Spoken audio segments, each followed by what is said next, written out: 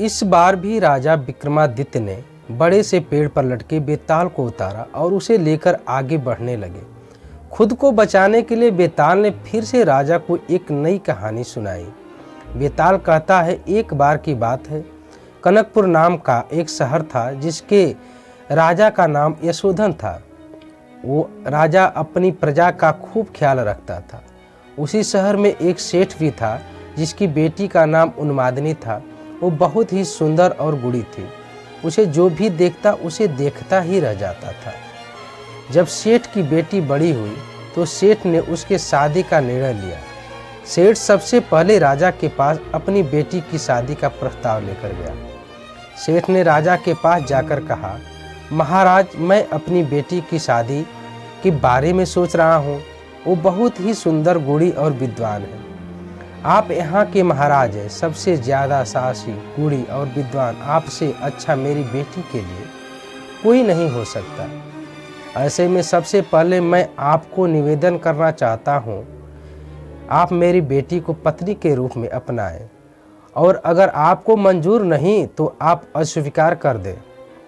सेठ की बात सुनकर राजा उनकी बेटी को देखने और उनके लक्षणों को परखने के लिए ब्राह्मणों को भेजा।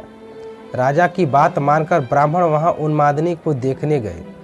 ब्राह्मण उन्मादनी को देखकर काफ़ी खुश हुए, लेकिन दूसरे ही पल उन्हें इस बात की चिंता भी हुई कि अगर राजा ने इतनी खूबसूरत लड़की से शादी की तो पूरा दिन उन्हें ही देखते रहेंगे और प्रजा पर ध्यान नहीं दे पाएंगे। इसलिए ब्राह्मणों ने फैसला किया कि वो राजा को उन्मादनी के रूप और गुणों के बारे में कुछ नहीं बताएंगे।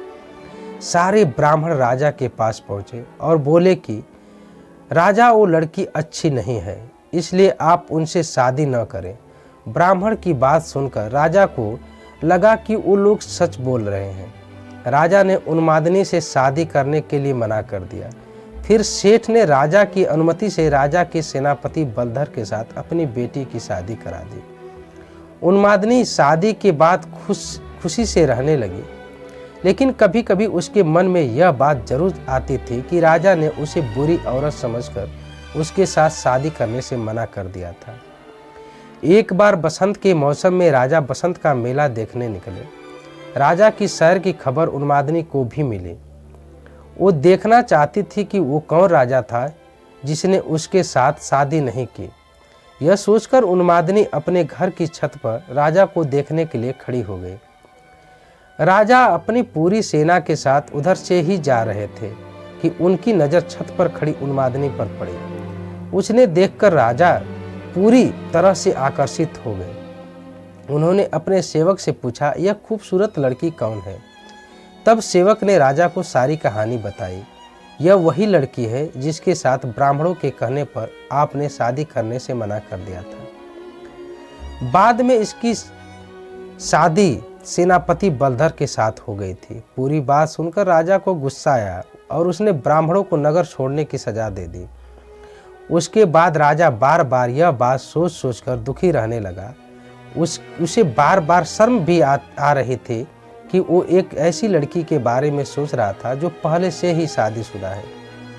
राजा के हाव भाव से आसपास के लोग उनके मन की बात समझने लगे। राजा के मंत्री और उन्हें चाहने वालों ने राजा से कहा, राजा, इनमें दुखी होने वाली क्या बात है? सेनापति तो आपके लिए ही काम करता है, तो आप उनसे बात कर उनकी पत्नी को अपना लें। लेकिन राजा ने मंत्रियों की बात नहीं मानी। राजा का सेनापति बलधर, जिससे उन्मादनी की शादी हुई थी, वो राजा का भक्त था।